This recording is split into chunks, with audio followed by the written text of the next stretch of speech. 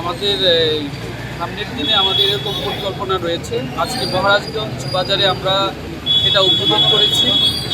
আগামী দিনে আমরা বটতলা, লেকচুমনি এবং দুর্গাচুমনি বাজার সব জায়গাতে আমরা এরকম একটা কাউন্টার আমরা খুলতে চাই।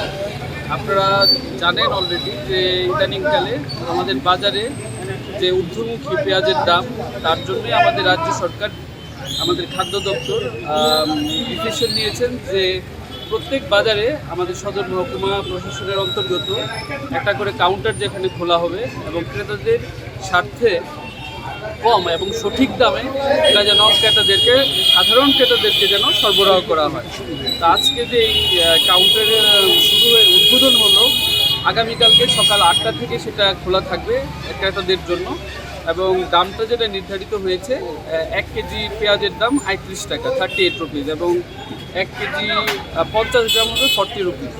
ওই দামে এখানে ক্রেতাদেরকে সরবরাহ করা হবে। ধন্যবাদ।